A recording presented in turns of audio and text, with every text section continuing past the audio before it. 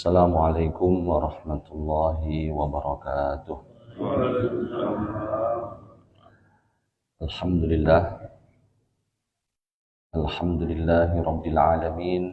Assalatu wassalamu ala asyrafil anbiya'i wal mursalin Sayyidina Muhammadin wa ala alihi wa ashabihi wa man tabi'ahu bi ihsan ila yaumiddin.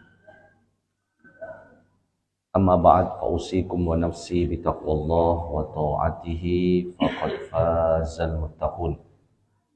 Qala Allah Ta'ala fil Qur'anil Karim, A'udzu billahi minasy syaithanir rajim, ya ayyuhalladzina amanu taqullaha haqqa tuqatih wa la tamutunna illa wa antum muslimun. Alhamdulillah, Bapak dan Ibu sekalian, di pagi hari setelah kita melaksanakan sholat subuh berjamaah, kita mendapatkan karunia nikmat dari Allah. Insya Allah kita bisa hadir di sebuah majelis Madrasatil Quran. Bapak sekalian, ternyata Rasulullah Sallallahu Alaihi Wasallam menyatakan tentang Al-Quran itu dengan kalimat yatluna kitab Allah wa yatadarasunahu bainahum. Rasulullah Sallallahu Alaihi Wasallam dalam sebuah hadis riwayat Imam Muslim rahimahullah menyatakan tentang Al-Quran menika mudarasah, tentang Al-Quran menika madrasah. Apa harapannya? Kita akan menjadikan Al-Quran menika bagian yang tidak bisa terpisah pada diri kita. Jadi sesungguhnya Bapak Ibu sekalian, saat kita bersama Al-Quran pasti ada saja inspirasi. Ngaten nggih? Maka dars itu apa? Kan pelajaran kan? Ya. Dars itu adalah kita bersama untuk menjadikan Al-Quran menika madrasah. Ngaten. Madrasah. Dan puncaknya Rasulullah Sallallahu Alaihi Wasallam menika di setiap malam di bulan Ramadan menika menjadikan Al-Quran madrasah. Siapa yang mendampinginya? Malaikat Jibril alaihissalam. Maka setiap malam di bulan Ramadan Rasulullah menika yatadarasuna mudarasatul Quran, dan langsung bersama siapa? Malaikat Jibril alaihi assalam. Ibu sekalian, dan saat Allah menyatakan unzila fihil Quran, ngaten nggih, diturunkannya Al-Quran, menika Allah menyampaikan sebelumnya dengan kalimat syahru Ramadan. Napa? Syahru Ramadan. Atosipun bulan Ramadan. Dan hanya Ramadan yang Allah nyatakan dengan kalimat syahru Ramadan. Tidak ada bulan yang lain yang Allah nyatakan sebagaimana Allah menyatakan dengan Ramadan. Jadi tidak ada syahru Syawal, tidak ada dalam Al-Quran. Syahru Dzulhijjah, betul wonten. Jadi secara napa? Tekstual Allah menyatakan syahru Ramadan. Kemudian Allah menyatakan unzila fihil Quran. Jadi Bapak dan Ibu sekalian ya, jadi begitu pentingnya napa? Kita menunggu-nunggu untuk bisa hadir di bulan Ramadan. Ya.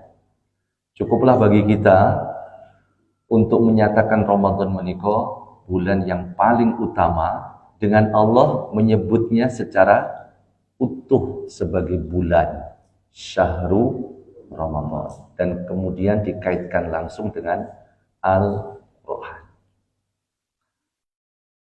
Apa yang ingin kita lanjutkan Bapak Ibu sekalian, berarti kemuliaan waktu ataukah kemuliaan tempat atau bahkan kemuliaan hari itu adalah haknya Allah dan Rasulnya. Seperti saat Rasulullah menyatakan tentang hari yang paling mulia dengan menyatakan Sayyidul Ayyam. Apa? Sayyidul Ayyam. Dia menikah hari apa? Yaumul Jum'ah. Apa yang dimaksud dengan Sayyid? Ada dua paling tidak. Yang pertama dia menikah apa? Yang paling utama. Yang pertama, kalau ada pertanyaan hari yang paling utama menikah hari apa? Hari Jumat. Karena Sayyid menikah apa? Yang diutamakan. Dan yang kedua adalah pemimpin. Okay. Jadi kalau ditanya pemimpinnya hari itu hari apa? Hari Jumat. Karena Jumat dinyatakan Rasulullah sebagai apa? Sayyid. Jadi di Mesir itu biasa seorang yang mulia itu dipanggil Sayyid. Kan dipanggil apa? Sayyid. Ya Sayyidi.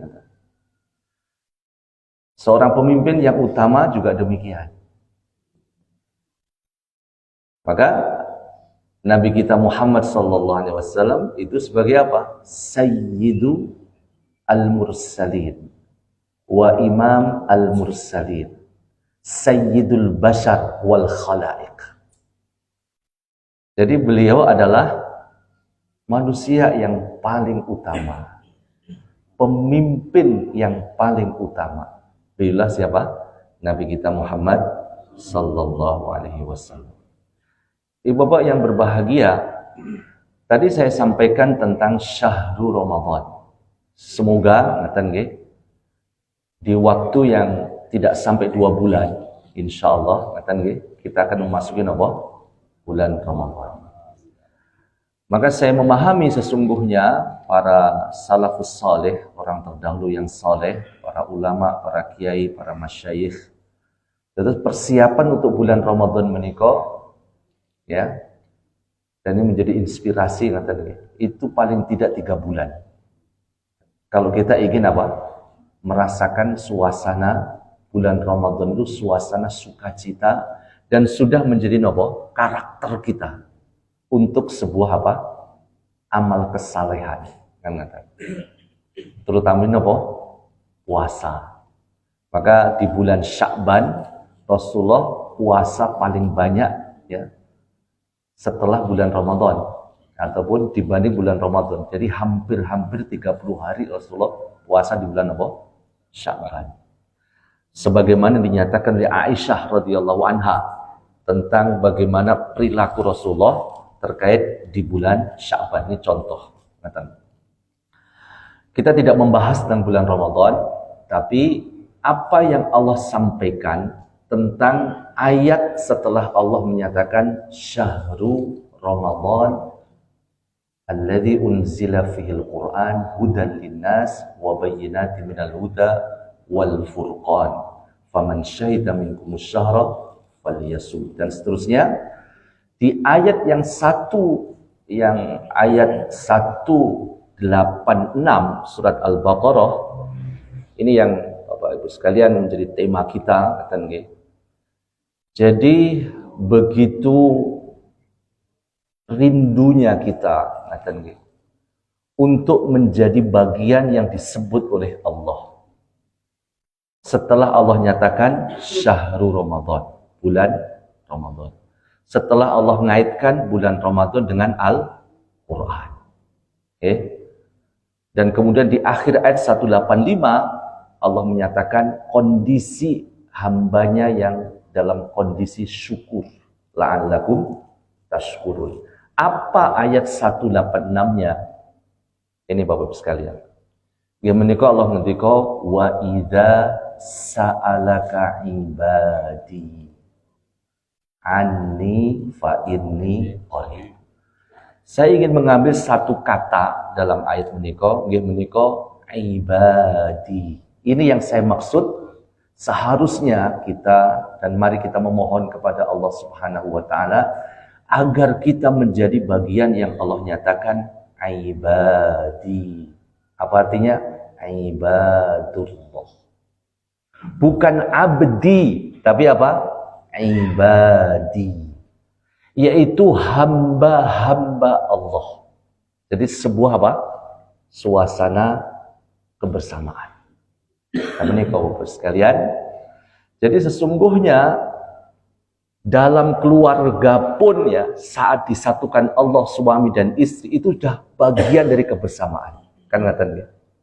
Kemudian hadir berikutnya apa? Anak, kemudian cucu, dan kemudian kita bersama saudara kita. Jadi mohon Bapak Ibu sekalian, ini suasana syukur yang luar biasa saat kita bersama hamba-hamba Allah. Kan ngaten ya. Jadi inilah saya memahami puncak setelah sebuah bulan yang paling utama dan kemudian Allah menyapa bagaimana? Wa idza sa'alaka ibadi. Maka Bapak sekalian, mari ya kita mencoba untuk memahami kalimat istiqomah dalam suasana kebersamaan. Ngaten nggih? Sebagaimana Allah nyatakan di surat Fussilat ayat 30, innalladzina qalu rabbunallah tsumastaqamu. Kan ngaten. Lah ini biasanya tetap saja ada ujian Bapak Ibu sekalian. Kita berdua saja itu kan ada ujian, ngaten nggih mboten? Suami istri ada ujian toh? Nggih. Apalagi mungkin ditambah lagi ada anak, ditambah lagi ada cucu. Suasana kebersamaan itu suasana sangat tinggi dan mulia di hadapan Allah Subhanahu wa taala dan sudah barang tentu pahalanya juga sedemikian rupa Bapak Ibu sekalian sangat mulia dan sangat banyak. Ujiannya pun sudah apa? Nah, cukup berat katanya. Maka para masyayikh dan kiai kita mengingatkan.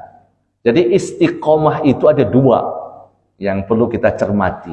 Jadi saat kita menyatakan memahami sebuah ayat innalladzina qalu rabbunallah tsumastaqamu. Ngaten nggih? Termasuk dalam suasana kita bersama majelis menika. Yang pertama sudah barang tentu apa yang baik terus kita apakan? Napa Bapak Ibu? Kita hadiri. Ngaten nggih? Sesuatu yang baik dalam suasana kebersamaan kita apakan? Kita apa? Jaga untuk tetap apa? Hadir. Alhamdulillah ya. Jadi Rasulullah itu pernah apa namanya? Dalam tanda kutip ya, pernah diejek ngeten oleh orang-orang. Kan banyak ya amalia ibadah kita itu kan rutin, Pak. Nggih mboten? Salat ngeten nggih. Napa malih? Mungkin apa? Maos Al-Qur'an ngeten nggih. Berzikir ngeten. Napa malih? Mungkin apa saum ngeten nggih, puasa ngeten. Bahkan silaturahim ngeten nggih. Ketemu orang tua itu kan rutin kadang Bapak Ibu. Itu Rasulullah pernah di dalam tanda kutip diejek. Sampai kapan kamu lakukan? Apa enggak bosan? Kan ngeten nggih. Napa Bapak Ibu? Apa tidak apa? Tidak bosan. Jadi sesungguhnya kita ini kan terus menjalani nggih. Dan tanpa kita napa? Tanpa kita hitung pun hidup ini kan jalan. Sebagaimana pagi kita sarapan kan ngaten. Nggih betul. Sudah gitu kerja, malamnya napa? Tidur kan.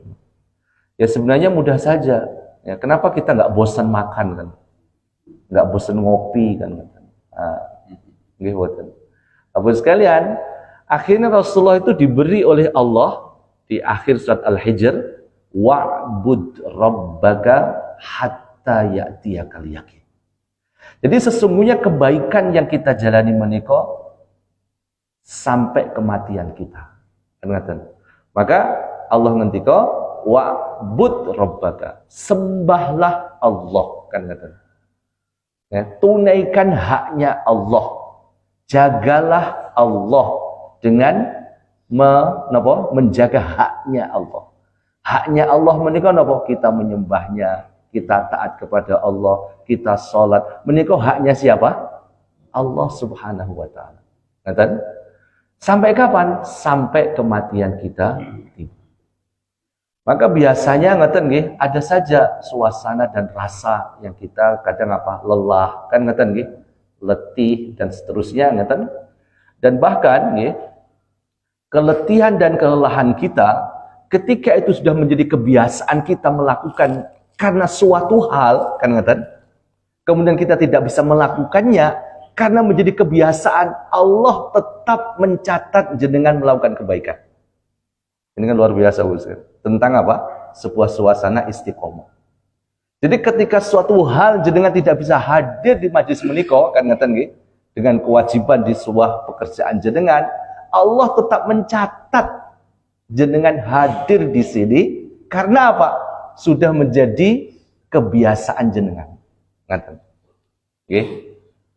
Bapak dan Ibu sekalian, dan yang kedua istiqomah menika napa? Kita juga siap untuk memperbaiki. Kan ngaten nggih. Jadi apa kebaikan yang kita lakukan, kita apa? Kita coba untuk tingkatkan. Nggih, Bapak Ibu sekalian. Maka contoh nggih, inspirasi tentang Nabi Nuh alaihissalam. Jadi jenengan bisa waos ngeten nggih di ayat ke pinten nggih. Surat Hud ngeten nggih. Surat Hud ayat berapa tadi? 41 ya. Waktunya pakai kacamata. Ayat 41. Ini kan gambaran beliau ya tentang sebuah umat yang hanya bersama beliau, yaitu di kapal. Jadi saat itu tidak ada lagi manusia, Pak. Yang ada hanya siapa? Nabi Nuh bersama siapa? Keluarganya dan orang-orang yang ada di kapal. Maka kemudian ini menjadi sebuah apa?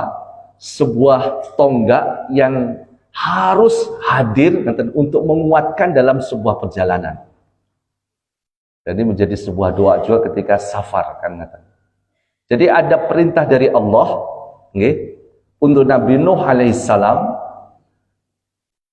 Perintah yang pertama adalah waqala. Jadi Allah menika napa? Ngendika waqala rkabu fiha kan.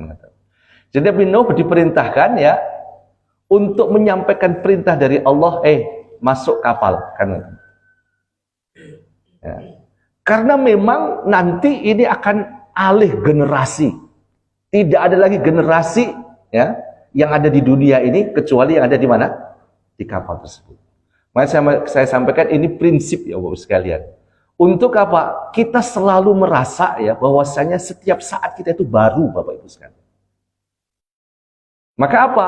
Untuk menjaga. Jadi sesungguhnya bagaimanapun duduk jenengan berusaha menyamakan waktu Selasa kemarin dengan saat ini, tetap nggak mungkin bisa sama. Karena jenengan bukan robot, jenengan harus selalu bersemangat.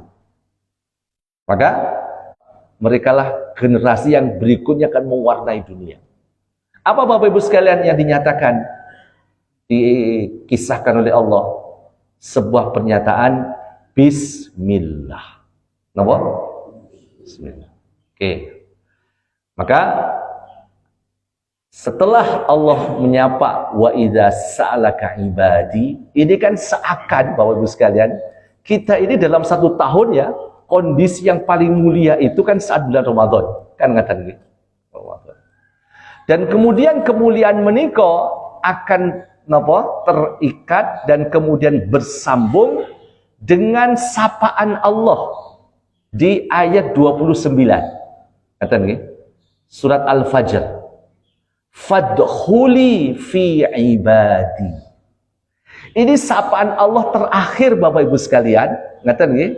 Dan setelah itu kita akan menjalani suasana nikmat dan rahmat dari Allah di alam barzakh. Ngaten. Fadkhuli, apa berikutnya? Masuk. Bersama siapa? Hamba-hamba. Fadkhuli fi ibadi, langsung Allah berikan apa?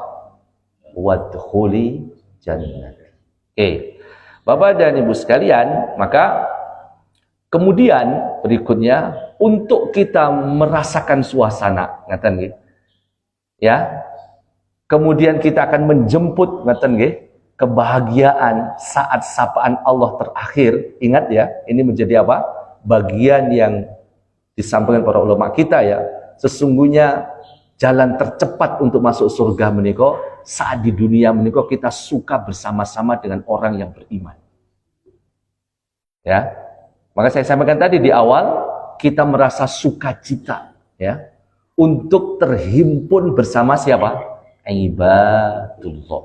Quran surat Al-Baqarah ayat mau 186. Wa idza sa'alaka ibadi anni fa inni qarib. Allah dekat.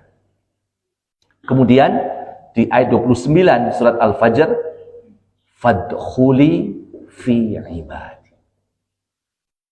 Saya ingin lebih mendetailkan lagi Bapak sekalian. Mari kita masuk ke surat Al-Ahzab ayat yang ke 50, ayat yang ke 35.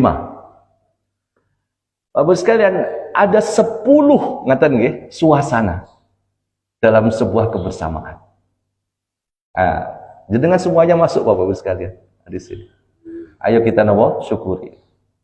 A'udzubillahi minasyaitonirrajim. Innal muslimina, lanjut, wal muslimat. Islam. Ngaten nggih? Napa Pak? Islam. Alhamdulillah. Wal mu'minina wal mu'minat. 2. Iman. Ngaten nggih? Apa yang ketiga? Wal qanitina wal qanitat. Napa Pak? Taat. Ngaten nggih? Jenengan salat taat Pak ngaten nggih. Wal qanitina wal qanitat. Apa yang keempat? Was-shadiqina was-shadiqat. Semuanya itu pakai jamak Pak. Jamaah Pak. Ngaten nggih. Apa yang keempat tadi? Was-shadiqina was-shadiq. Benar Pak. Benar. Ya, tidak bohong kan ngaten nggih. Masa jenengan berani bohong sama Allah Pak? Tak hapusi Gusti Allah. Wani Pak, mboten nggih. Dengan Allah tuh nggak mungkin Pak kita bohong. Ngaten nggih. Jadi napa yang keempat? Was-shadiqina was-shadiqat.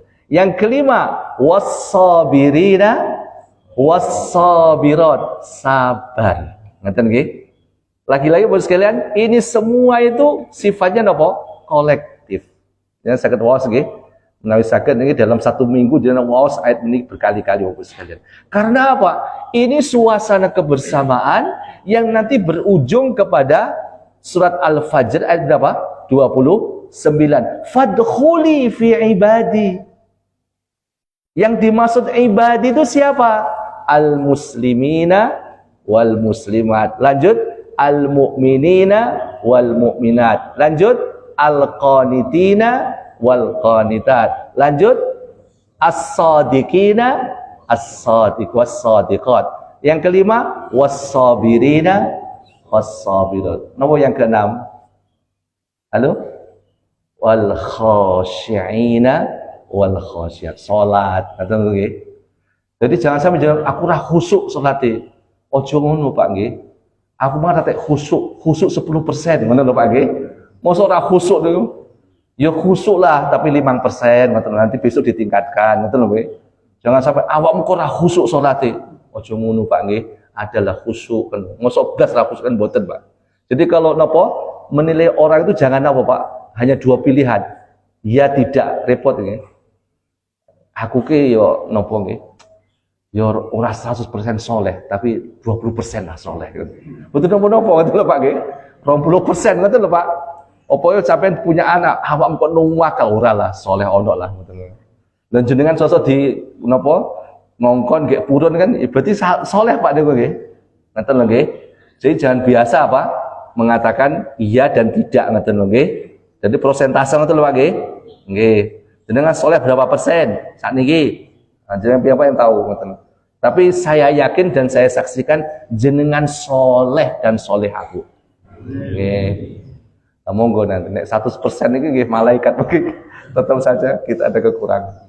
Khusyuk ngaten Pak nggih. Wal khasyiina napa? Wal khasyiat. Lanjut yang ke berapa, Pak? Yang ke-6 nggih, wal khasyiina wal khasyiat. Yang ke-7 napa Bapak sekalian? Halo? Apa yang ke-7? Yang ke-7 nggih menika wal mutasaddiqina wal mutasaddiqat. Bersedekah. Ngoten lho nggih. Bersedekah, kan banyak fasilitas bersedekah, Pak. Kota amal kadang gitu. Nggih. Waktu kecil niku biasa kula diparingi ibu kula, bapak kula niku napa pinten? 100 repis, Pak. 100 repis. Jumat menika 50 napa 100 repis. Mosok niki saiki 50, Pak. Dengan dalih istiqomah. Ngoten. Aku pokoknya gah kudu 100. Waktu cilik 100 kok. Berarti napa? Istiqomah ditambah istiqomah untuk memperbaiki. Nek dulu 100 repis sak menika pinten? 1 juta. Betul lho Pak nggih? Dan nglebone angel lho, bolongane cilik ngono. Lah bari pakai scan bisa nih Bu. Scan iki wonten nggih, Pak Ustadz ada scan-nya. Kirim transfer 1 miliar kan ngoten lho. Bapak dan Ibu sekalian, jadi kembali lagi yang ketujuh apa? Al mutasaddiqin wal mutasaddiqat. Jenengan sudah bersedekah, Pak. Bahkan nyun pangapunten kalau jenengan belum ngasih nopo materi, jenengan senyum niku sedekah loh, Pak. Tapi nek kur senyum tok materi ini mboten nggih 10% lah, ngoten lho. Ngoten lho nggih. 15% ngoten lho. Aku pokoknya aku sedekah kan senyum-senyum saya kan ngoten nggih. Ya ditambah ngoten nggih. Mosok 10% terus tambah 15%. Ngoten nggih, kondisi napa? Sedekah. Terus yang ke-8 napa? Was-shaimina was-shaimat. Puasa. Ngoten nggih. Napa, Pak? Puasa. Ngoten. Lah puasa menika kalau jenengan sekotok napa? Abot, jenengan saged saya puasa secara bahasa maknanya. Napa? Menahan. Jadi kalau menahan ini puasa, Pak. Ngoten lho nggih. Menahan, ngoten nggih. Menahan. Biasanya napa Bapak Ibu sekalian? Berlatih kan ngoten nggih. Aku nek bendina menika napa? Makan nasi 3 kali. Karena mau menghadapi bulan Ramadan 2 kali dulu sekarang. Berlatih ngoten lho Pak nggih. Niku menahan. Secara bahasa itu sudah puasa Pak artinya, Pak. Secara bahasa lho nggih. Secara apa? Bahasa. Kata zakat secara bahasa Arab artinya napa? Zakat niku mensucikan. Napa? Mensucikan. Jenengan nggih pareng. Saya puasa tapi secara bahasa. Arti bahasa, Pak, bahasa Arabnya. Tapi secara syar'i, syariat nggih niku puasa napa? Ramadan. Gitu. Puasa Senin, Kamis. Puasa napa malih, Pak? Silakan Ayyamul Bid. Puasa 1 hari monggo atau puasa mutlak. Saged, Pak. Pokoknya aku sesuk poso, betul napa-napa. Itu puasa mutlak. Niatnya napa? Untuk mendekat diri pada Allah. Bapak dan Ibu sekalian, ini yang keberapa tadi? Ke-8. Yang ke-9, Bapak Ibu sekalian, napa yang ke-9? Setelah wal mutasaddiqina wal mutasaddiqat wal hafizina furujahum wal hafizat. Menjaga kehormatan. Yang terakhir kita ingin lebih detailkan Bapak Ibu sekalian menika napa? Wadzakirinallah katsira wadzakirat. Dalam kondisi zikrullah. Nyambung nggih di pekan yang lalu napa? Dalam kondisi napa? Zikrullah. Maka kemudian Allah Subhanahu wa taala memberikan sebuah janjinya, a'addallahu lahum maghfiratan wa ajran azima. Allah akan berikan apa? Ampunan dan juga pahala yang sangat apa? Banyak. Nggih menika surga. Bapak dan Ibu sekalian, terkait dengan zikir, ngaten nggih. Kita tadi saya sampaikan tentang bahasa dulu. Supaya ringan Pak jenengan untuk apa? Memahaminya. Zikir secara bahasa menika napa? Ngaten nggih, secara bahasa Arabnya. Supaya jenengan apa? Merasa bahwasanya sekarang itu saya dalam kondisi zikir. Yang pertama, az-zikru bimakna diddun nisyan.